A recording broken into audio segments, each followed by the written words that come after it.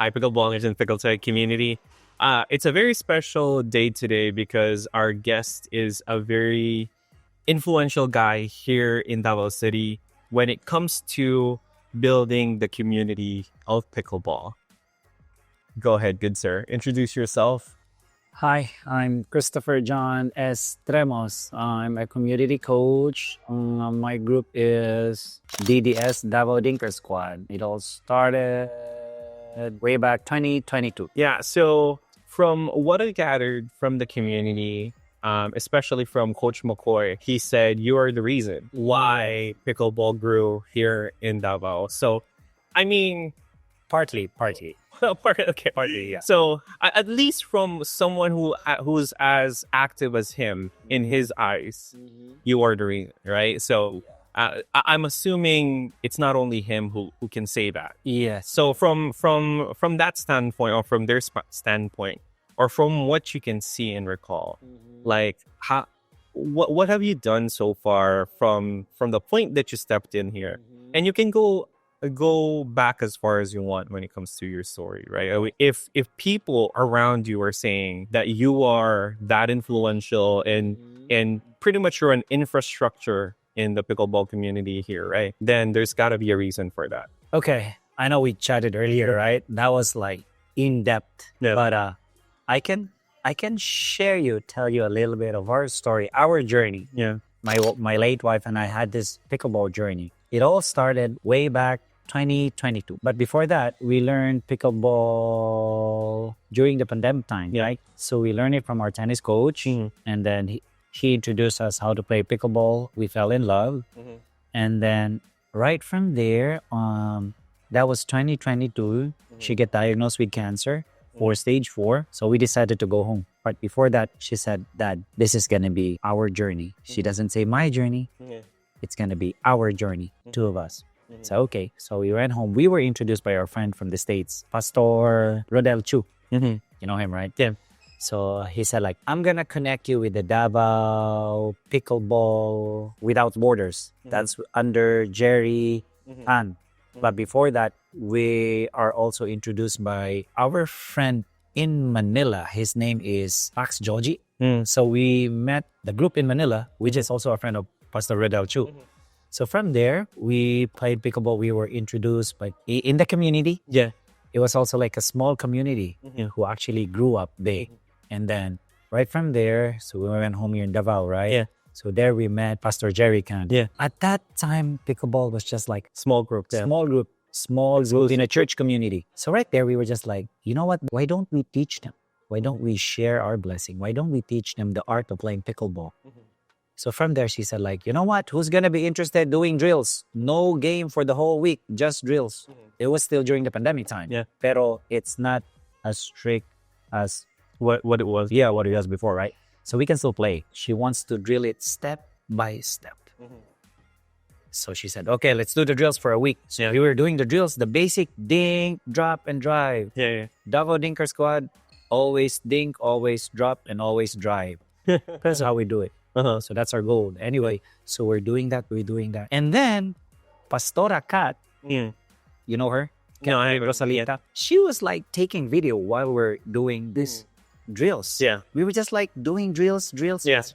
She was taking video. Social media really helps. Yeah. She was that, hey, we are here in Davao City. We're doing pickleball drills.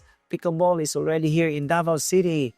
So if you're interested, just like, PM us, message us. So we were doing that. I'm going to tell you, a week after, they said, hey, Coach John, Coach Karen, there's this like players who are actually interested to join the drills. Yeah, we keep on inviting them. Yeah. So from there on, like we were doing this like one court. Yeah, it was just like players overload. They just want to join the drills. Yeah. And then there's this like one friend who's also interested to put up another court in Villa Senorita. Villa Senorita is just like, it's just right there by the diversion road. So Karen said like, okay, we're gonna move to the Villa Senorita to have another clinic. Yeah. So we're there at the CFC church right there at Vimapa. Yeah. That was like the pioneers. We started there. That's it. That's the home base. That's the home base. Pero like I said, it was already there. It was just like this. It was condensed. It was contained. They don't want to like spread it. So we spread. We went to Villa Senorita. Still, they're doing the drills training on the CFC area in the CFC church. But then we have a new venue. Yeah. So luckily, the president of the homeowners is actually like a pickleball addict. He wants to, join. He said like, okay, the entire basketball court, we've converted it. Pero it's not actually painted it. Oh, okay. We just like put some lines because it's like a homeowner's thing. Yeah, of course. Pero every day, people are just like playing pickleball, basketball. They were just like, most basketball players, it was just like, what is that? what is that? Yeah. Tennis players are very like, Stay away from it. stay away. They're like in denial. Yeah. Because we told them, hey, join us. They don't want to join. Test it out. Yeah. And I have this one friend. Uh-huh. His name is Manong Joe. Oh. Sir Joe. We call him Sir Joe. Sir Joe, yeah. He was a good example of the homeowners community. He was just like sweeping, bringing the dog. He has his like own dogs. Yeah. On a leash. Walking dog. And he was just like interested watching. What is that? Yeah. I told him, no, come on, let's play. It was just like putting his dog, playing basketball. It's just like shooting around. And all of a sudden, a week One after, day. like one day, because we went to a tournament, right? Yeah. When we came back, he was already playing. He got like, he fell in love with that one. So anyway, from Villa Senorita, we have a lot of invites. Pero not knowingly. Because from that moment that Kat was taking social media, the pickleball community already spread. You know what I mean? Yeah. Like Marbel, they already started doing their own group. Cotabato City, they already started their own group. Jensen, Fifth Street, there's a lot. Tagum, Mati, all because of that one. Yeah. It was so, in other words, pickleball is already in all over Mindanao. Yeah. It was just like, not like published. You know what I mean? It's like a spark. A spark, yeah. So by the time they saw our like, I think, the time they saw our like community, they said, hell yeah, it's time to create our own. Wrap it up because Davao City has pickleball. Why not? We have our own pickleball, group. There's also There's also like another group. Yeah. And we were happy about it. You know what I mean? I was just like, Karen was so happy about it. I was so happy about it. It's because, you know what? The love of the community that actually spread. You know what I mean? So from there on, Villa Senorita, right? Remember, Villa Senorita. So we went for a tournament in Bali, Indonesia. And that's how we met Kim, Saraza, Leander. Yeah. That was like the first pioneer Team Philippines in Bali, Indonesia. So we played there. We played pretty good. So when we came back, one of our friends there, they actually want to spread Sa area. Sa is just like, it's just going there south, close to Samal area. So they have their own group. Pero at that time, when we came back, Karen was already ill. So she said like, Dad, I can't do it no more because she's like tired. The pain is like unbearable. She can't actually take it. Can you imagine like she's still playing even though she has ascites? Yeah. You know about ascites, right? Like her tummy is bloated something. So what she did, just put it like a tape. She taped on it, She put like a kinesio tape. Yeah. Can you just to finish that game? Bali and Manila. The last game in Manila was the national. That was a national at the zone. So we played the national. Pero she said that I'm done. I'm gonna yield because she can't take it no more. So when we came back, she was just like tired, and she said like, Dad, I want you to finish that training. Share your blessing. Just like if you share it to the community, do not ask something in return. Yeah. Just share it. Share your love. Teach them. Just keep on teaching them, and then at least at the end of the day, you'll just say, meaning. What a successful one. Like, help. Just help. So I did that. Everything. So right after she passed away, one of our group spread another pickleball community. We called it Flores Pickleball Club. Flores Pickleball Club. So from there, after Karen passed away, we moved back to the States, right? So we stayed there for like 6 months just to like, refresh everything. So when I came back, my friend told me, bro, pickleball is already spreading. We already have Flores Pickleball Club. I want you to visit Flores Pickleball Club. So that way I can introduce to you. The president of the Flores Pickleball Club before, his name is Mikel. Anyway, he already left the country. A year after Flores Pickleball Club, DCPCI was formed. DCPCI, the Davao City Pickleball Club Incorporated. Yeah. It was already formed. Okay.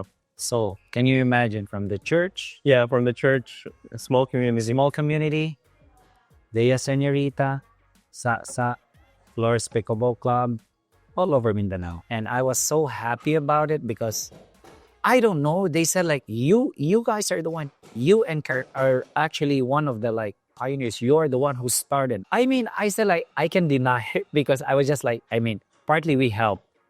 Pickleball is already here. It's just like they need something like they need someone who can push it. Yeah.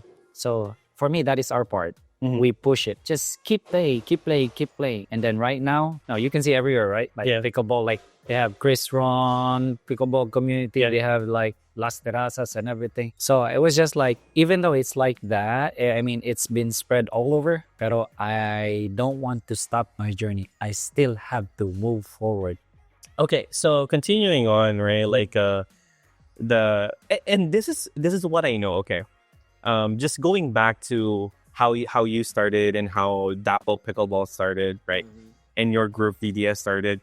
For some reason in my mind, I thought, or I up to this point, I still assumed that pickleball for the rest of the country started in Davao. But then I heard from someone in Pampanga that it started in Cebu, like way before the pandemic. They were saying, Yes. they were saying it was even before like 2016, I 2017. forgot the name. She was the forefront. She started in Cebu. Yeah. And then, you know who told me that one? Caesar, the founder of CPPA. Yeah, so we were good friends. He mentioned about that. He said like, hey bro, you know what? The pickleball way back, it started in Cebu. Pero I don't know if she's still there in Cebu. I think she moved back into States. Where did you hear that? Like, from Angeles Pickleball Club, because I was that was one of my first interview when I landed here in the Philippines. And then some of the players there, the older players, I asked them like, so where did pickleball start here in the Philippines, right? And the guy from Cebu mentioned that, hey, I think it's in Cebu. And then the other guy said, I think it's in Davao. So I'm like, okay, either or. there's the other side of the story. He said from Cebu, it started Sulu. Oh, in Hulo? Hulo. I think so. I am not actually quite sure about it. Pero I heard about my friends in DCPCI Flores Pickleball that he said like, way back, missionaries already started playing. Oh, they brought it there. Yeah, they brought it there. I am not sure. I don't want to say like it started there because they said like it started in Cebu, pero not actually in Davao. But I think it's in Cebu or in, maybe they said Davao, maybe Mindanao. Yeah, maybe Mindanao. I think it started in Hulu. So I think so. One of those. I think it's One just of the missionaries, they started playing pickle. They have like, I mean, for me, the reason why it's just interesting is just because of the history, right? It's for the history. It's for like pride. Yeah. So going back, the reason why I'm very curious in knowing, right? Because one, of course, anniversary celebrations and things like that. When Philippine pickleball becomes bigger or more established, like how do we properly celebrate? How do we properly commemorate? My mission, my goal, especially in the Philippines and for the rest of Asia too, or the rest of the world, there's already a lot of content creators covering US pickleball, right? yeah. But for me, I genuinely believe that when pickleball becomes more global, once we have a nonprofit entity that actually can represent us in the Olympics, all of that, it's going to be more relevant for the rest of the world, right? And just like how tennis became it was dominated by Americans and then it expanded from the rest of the world. Now even Alex Elia is like performing really well. Yes. I'm very happy about that. So I think pickleball, and I'm very biased about this, I think pickleball, especially Filipinos, in general Southeast Asians, will have a very strong opportunity in pickleball. Because as we've said already, and we've agreed on this,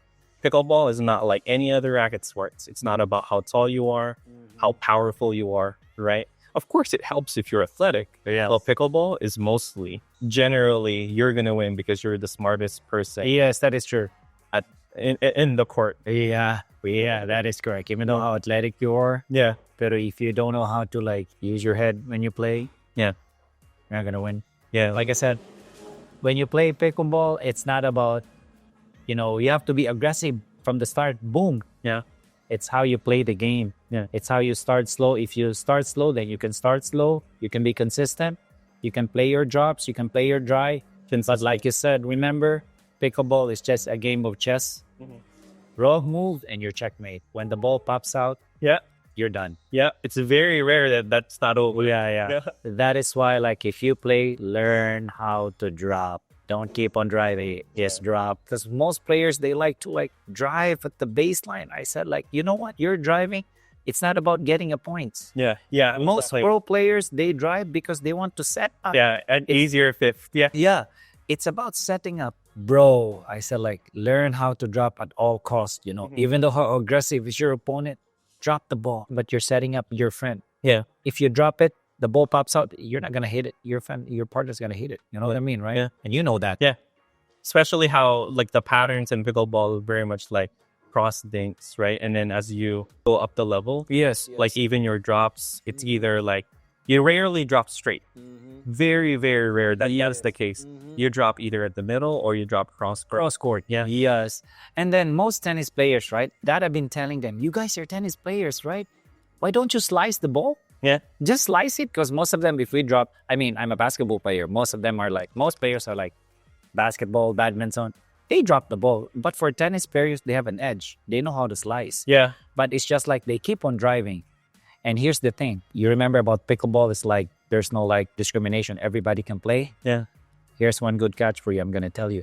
You're a very good top tennis player, right? Do you think basketball player can beat the tennis player in playing pickleball? Let's say basketball player or volleyball player, they've been doing a lot of training. Which one has the advantage? I tell you. On your case, and I'll tell you mine. Yeah.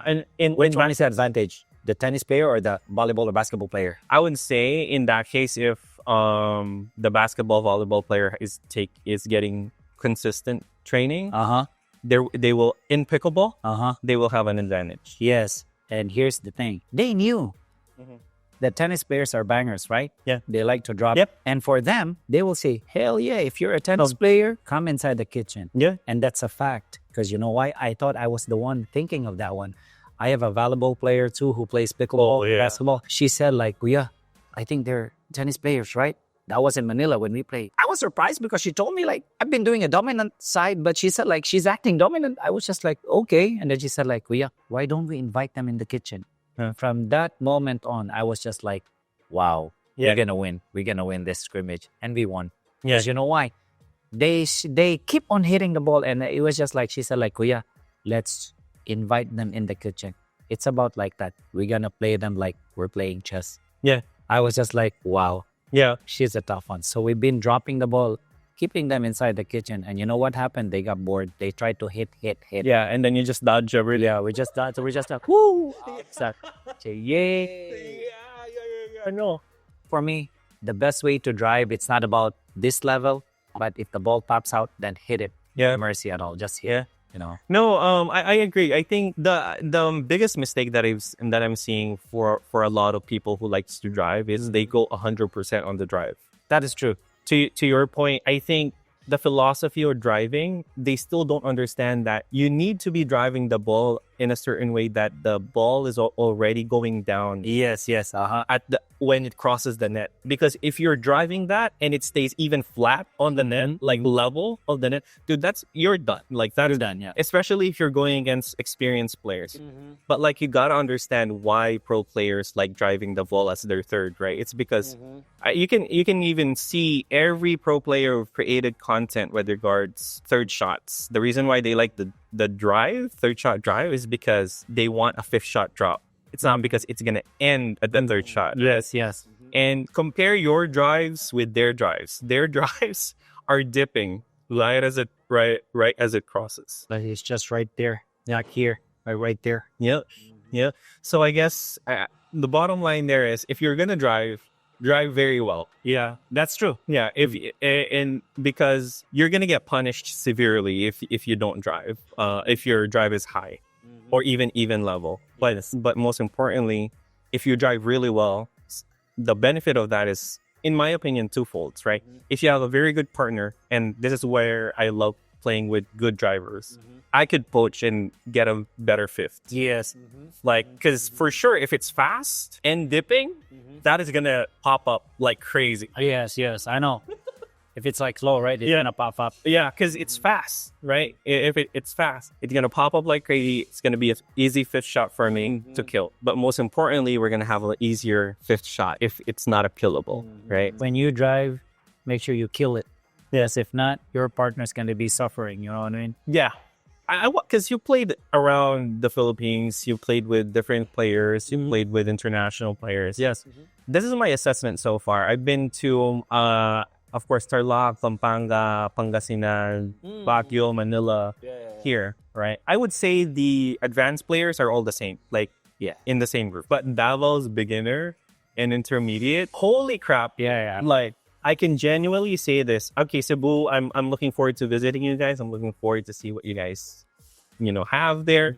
But as of today, Davao City has the best beginners and intermediate players. Yes. So Why the hell is that? that's a tough one. One thing that sets you guys apart from what I know from staying here, for about a week now, is your players play a lot. Like, they really play a lot. Well, it's not about playing a lot. They started playing badminton, right? Most of them badminton and tennis. Like you said, they played a lot. Aside from that one, they always ask for coaches. Coach, can you drills? Can you train me? Can you train me? Yeah. That's why here in Davao City, there's a lot of pickleball coaches.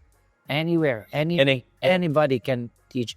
That's why every time I visit MTS, I was just like, wow. And they're my friends too. They're very good friends. They're very good coaches. I was just like, bro, wow. Man, you have a lot of students out there. Yeah. Thanks to you. No. It's not about me. It's you. Yeah. It's you guys. You're actually like keeping your passion, spreading your passion. I'm a busy guy, pero I teach if I have like time. Yeah. And thanks to you guys, because you've been spreading it with love, with your passion. And look at them now. You say beginners, but they're tough. Yeah. Take a look at Coach McCoy, Coach Kenji, Coach Nico, everywhere. Anybody. I mean, yours truly, I also coach them, pero you see them how they improve. Yeah. You see them how they improve because you know why?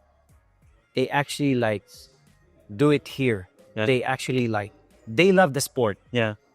Anybody can play. That's why I encourage everybody to play pickleball. It's an easy sport and it's actually good if you fell in love with it. Yeah. You know why they call it addict? Yeah, for me, it's Why is it addicting? because I come from badminton, so pickleball is similar. It's the adrenaline rush. That's a good answer, but you know what's the best answer for that one? Why is it addicting? Why? It's the sound. It's the sound of the paddle and the ball Hitting. hitting it. Yeah. Hitting it. Every time you hear it, others say it's a really addicting sport, but the most addicting part is the sound. Try to compare to if you play racket sport tennis. If you use pickleball, the sound, Yeah. that makes it addicting. Yeah. Even though beginners say, wow, I like the sound. Yeah. They're just gonna do that individual thing. Yeah. They love it. They love the sound. I kind of understand what you're saying, right? Because the auditory feedback, that sensation, is very different compared to given tennis. There's also that. All racket sports has that, but I mean, pickleball is known to be a loud sport. Plus, you're more emotional if you play. For sure. When it's out, they will just Yeah. If that's the case, do you think pickleball will ever use quiet balls? Because if you don't know, there are quiet balls now. They're 3D printed. They actually similarly bounce like a pickleball, but they do not have that auditory feedback. They're quiet. I would suggest do the old-fashioned, the one we have. Even though in indoor, I'll give you an example, okay? When you play indoor like badminton court, and then you play outside, which is better? The badminton court or the outside? Yeah, indoor badminton. Outdoor badminton anyway is not a thing. It's a Taraflex, right? Yeah. And you use the indoor ball. Yeah. I don't like it. I don't like the sound. Yeah. So to me, when you're playing badminton and you're playing in a big stadium, it's so hard, especially if you can't hear your shot. Yeah, I now that you're mentioning it, I kind of understand, and it feels different because when I was still competing in badminton, my home court was like a converted basketball court. Yes. So it's very enclosed. You can hear the feedback very well. So if I start playing in like big stadiums that have high ceilings and the sound is a little bit diffused, I feel like I'm not hitting as hard. Yes, that is correct. Yeah. Yeah. So I kind of understand what you're saying. I know, right? Yeah. That's the interesting because when I started, I was just like, wow, I like the sound of the ball. Yeah. Especially when you have this like high-end paddles. Yeah. Shoe. All right. So this has been a very interesting conversation, very fun. I love what we've talked about so far. You brought up in the very beginning that you've been coaching locally here, Yes. right? And you don't really charge for coaching or for drills. Yes. Yes. First, like why? Right. But second, I mean, I know why, right? Yeah. But will that ever change? You know, like the reality is, as an entrepreneur myself, there's only 24 hours in a day. Yes. Like majority of that you're asleep. Yes. Some time of that is spent with your daughter, Yes. Correct. and you play pickleball, and then some, you can coach, right? But out of the 24 hours, there's only so much that you can do Yes. for coaching. And I don't want to be the negative Nancy here. Right? Yes. I know. In my opinion, that's not sustainable, Yeah. So, like, one, maybe you can continue not charging, but what are you thinking? Like, is there any plans of doing this differently? That was a tough one. Yeah. Yeah. Like you said, like I don't ask for any charges. You know what I mean? But with all due respect for the coaches, yeah, I mean, they do that one too. But on my case, I have this one because I just love doing it. Yeah. I love doing it. Like, I think the max players that I can do one-on-one drills is like 4 or 5. Other than that, no, but I preferred one-on-one. Because if you drill with me one-on-one, that's going to be drills with a pro. So the one I'm doing drills is like back in the US, I got it from my coach. Yeah. And then I share it to each and everyone. That's why most people I drill, they improve. Yeah. Because I push them, I drill them one-on-one. I call it drills with a pro everywhere. Yeah. That's why I don't charge you. Yeah. Because you get benefit, I get benefit. Yeah. If you drills with me 45 minutes straight, you're going to die. You know what I mean, right? Yeah. It's like hardcore. Yeah. Hardcore. 2, 3, we call it 2 and 1. I'm going to be the sandbag. You sandbag me. You, as like team, you play with me. You know what I mean? So you do as I say. When you play the game, you play it like really good. It's We like do the drills. Yeah. If we're Everything 4, is at stake, if we're 4, then we do the drills 2 on 2. And then we drills. I don't pay. That's why I don't charge. See, every year, right? Every year, I'm actually setting a Karen's Cup tournament, right? So one of my mission is that every year I need to give something to the community for free. So we had this Karen's Cup tournament. The funds will go, all the proceeds will go to the cancer center. So my future goal is that if I have like, I can invite more, they can just like give donations. Anything, like if you do give something, a smaller amount, a big amount, it's okay. As long as you put it on the funds, everywhere. That's it. Yeah. Every year I'm gonna do that. And this year, it's gonna be we call it Fort Karen's Cup tournament. The proceeds will go to the cancer center. Yeah. No, cancer patients. When is this? December 7 and 8. Nice. That's every year. Sure, I'll be there. Yeah, December 7 and 8. And Coach McCoy gonna be doing that. He's gonna be my tournament director. Nice. Yeah. Well, I like that better. I think. So the coaches, I still encourage people will go because we'll feel encouraged to enroll with the other coaches because they're good. I mean, the bottom line here is you also have very limited time. At the end of the day, you might not even have any seats open and available, right? I think the community, especially for the Valeños, don't get offended if Coach John says, I'm full of, my calendar is booked, because the reality is outside of what he's doing, there's a lot more, right? He has a daughter, he has a lot of things going on. So I say like, the advantage is that if I say, I'm going to drills with you one-on-one, if I call you, make sure you show up. Yeah. Because very rare that I want to like invite people to do a drill and one-on-one. Yeah. Like my friend, I told, hey bro, tomorrow we're going to do one-on-one drills. I tell you that guy, he's going to be there early. Yeah. Because they knew that if I'm going to drill you one-on-one, you're going to end up like exhausted. Because it's a non-stop drills. Even though you're a beginner, even though you're an intermediate, if you're an advanced player, then good. Yeah, that's why I like the drills with McCoy one, but he's busy, so it's okay. Yeah, it's just like drills. And I was thankful because most of the players, they're gonna call me, they're gonna message me. So I was thinking about that. So like for that, like you said about, it's not about monetary, it's about a donation. Yeah. It's just a donation, nothing. I'm not gonna ask for it. Like, Yeah, make a donation toward and that it's for a good cause, right? I think the reality is it's also for it has to do with pickleball. It has to do with the legacy of your late wife, and I think that's something that the community can easily get behind. So and the funny thing is that at first I was just, I wasn't skeptical about it. You know what I mean? I was just like, why would I ask for a donation?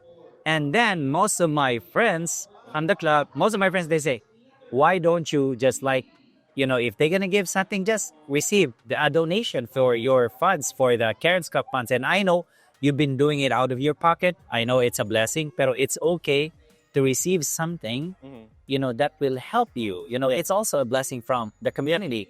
So that's where I was just like, you know what? Yeah, I'm gonna do that. yeah, that's fun. Absolutely. I mean, I'm in support of that. I'm in support of what you're doing, and I think at the very least that also goes back to the community itself, right? Not to me, but to the community. Yeah. Well, that's amazing. Any information with regards Coach John's project, I will post down below. I will ask for all of the links, and you will see all the info in the description. So, if you're interested in getting in touch with Coach John for coaching, drill sessions, or just helping out when it comes to building pickleball community, check out the links below. Drills with the pro. Drills with the pro, yeah. Hopefully, at one point in time, I can experience drills with the pro. You'll try it. You'll see it. Yeah, for sure. All right. I want to give an opportunity to you to do all your shout outs, to call out, your partners, sponsors, anyone. Oh, anyone in between. Yeah, so go ahead. Okay, first and foremost, I would like to thank this opportunity. Thank you to you, Brian, for giving this opportunity to, tell you our journey, my journey, how we started pickleball in Davao. It's a great honor to be here and be part of your. Thank you. I'd like to manage my pleasure. And then I would like to thank the Yola for appointing me as an ambassador. I actually don't want to, pero they've given me this shot. Just try it. I actually want the kids. Yeah. Pero they said I want you to be the ambassador and teach those kids. Okay. So thank you, Yola. Thank you, Wego, for this opportunity to be an ambassador here, an authorized ambassador dealer here in Davao City. And shout out to all my friends, Coach Camarote, Makoy, Coach Nico, Coach Kenji, my club, DCPCI, the members of the DCPCI, the Davao Dinker Squad. That's my group. I love you all. And I know that I don't have the place yet, but I have one coming big. So, and I know that you're always there. Once I call the banner, you're always there for me. Thank you all, and I love you. And I shout out for my daughter. She's always been there supporting me. She always say Daddy, I support you and I love you. And to my family out there. That's it. Awesome. All right. Thank you very much, guys. And thank you for watching this video. This was a very interesting conversation with John. I am very happy with meeting you and knowing your story. I think I said this earlier. I thank you from the bottom of my heart for doing what you're doing. Appreciate it. Because I think this will play a very big role in growing pickleball, especially here in the Philippines. Yes. Looking forward to where we can take this, And that's it, guys. Again, like, subscribe, and if you have any questions, write them in the comments. I will do my best to answer them. If not, if they're directed to any of our guests or to John, I will let him know, and maybe he can get back to you guys. But yeah, that's it. Until next time, we'll catch you on the ports.